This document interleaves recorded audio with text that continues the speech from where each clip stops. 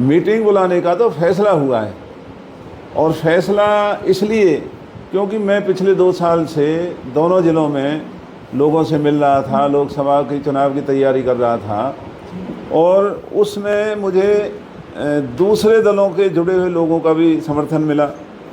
जो हमारी पार्टी से सहमत नहीं थे, हमें उनका भी समर्थन मिला।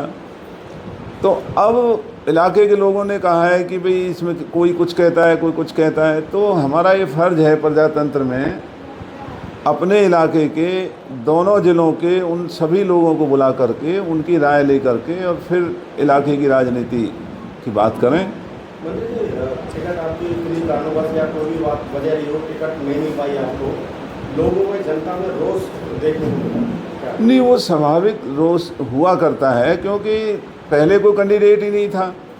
जब हमने चुनाव लड़ना शुरू किया तो कोई उम्मीदवारी नहीं थी, कोई कैंडिडेट नहीं था कांग्रेस पार्टी में, बल्कि जिनको टिकट मिला है, महेंद्र प्रताप जी तो लिख करके दे आए थे, भाई मुझे टिकट नहीं लेनी, मेरे बस की चुनाव लड़ना नहीं है।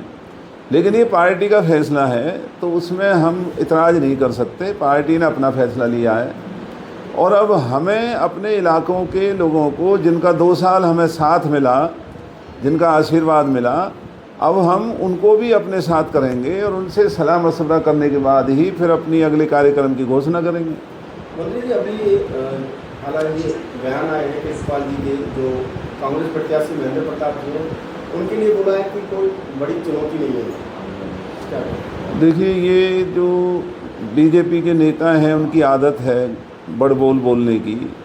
वो पिछले 10 साल से इस तरह के बोल रहे हैं, लेकिन मुकाबला कहाँ है कहाँ नहीं, ये फैसला तो इलाके के लोग करते हैं।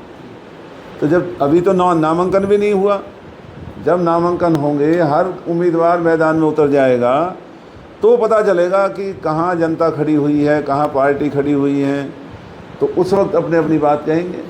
कब बुला रहे आप अपनी पंचायत मीटिंग वगैरह? अब ये तो आज ही ये यहाँ जो हमारे इलाके के सभी जाति और सभी धर्मों के लोग आए हुए थे, अब सबसे सलाह मशवरा करेंगे, बहुत जल्दी रखेंगे, क्योंकि अब समय ही कितना है।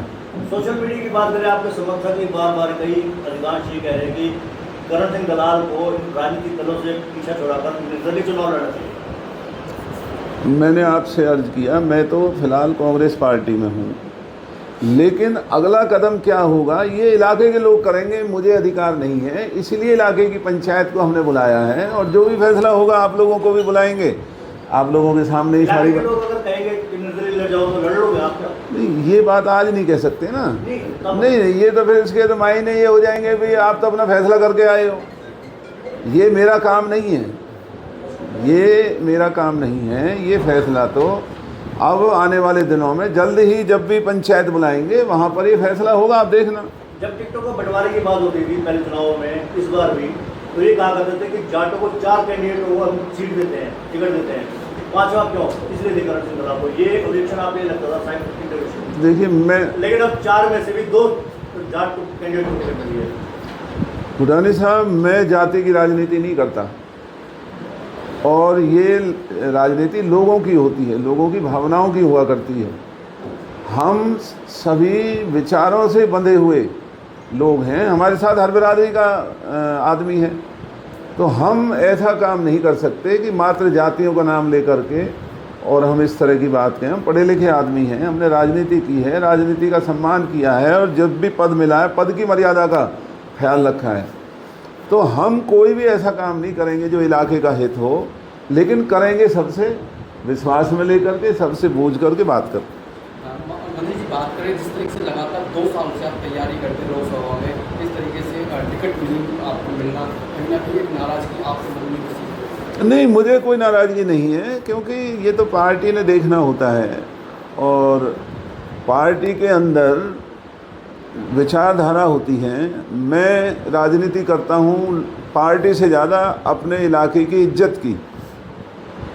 बाकी सभी दलों में गुलाम प्रवृत्ति के जो विधायक बनना चाहते हैं, सांसद बनना चाहते हैं, जिनके बच्चे जूतियां चाटते रहते हैं नेताओं की, मैं उन नेताओं में नहीं हूँ, चापलूसों में नहीं हूँ। हमने हमेशा हरियाणा की ताकतों का मुकाबला किया है और अपने इलाके की इज्जत की है।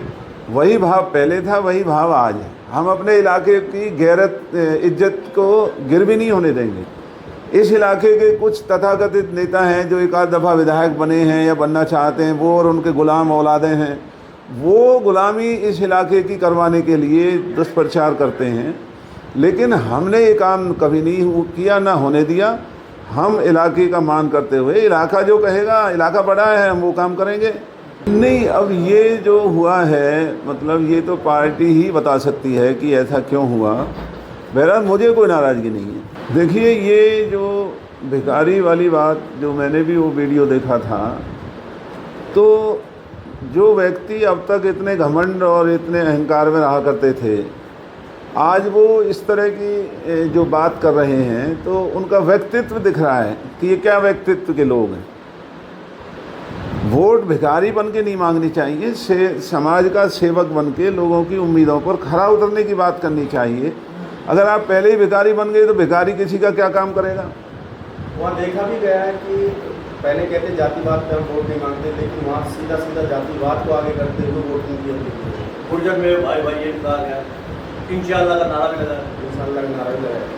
नहीं, वो राजनीति के लायक नहीं है लोग जो जाति और धर्म की बात करते हैं। हमने तो भूटानी साहब कभी नहीं की, आगे भी नहीं करेंगे। हाँ, अपने इलाके की मर्यादा को हमने कभी धूमिल नहीं होने दिया, हमने कभी ओछी राजनीति नहीं की, न पहले की, ना आगे करेंगे। और अपने हित के लिए राजनीति नहीं करेंगे, राजनीति इलाके के हित के लिए। कृष्णपाल ने कहा है कि कांग्रेस राज में सबसे ज़्यादा घोटाले हुए, क्या कहोगे? अब तो 10 साल से हरियाणा और देश में कांग्रेस का राज ही नहीं है, राज ही भारतीय जनता पार्टी का है, जो घोटालों से भरी हुई है।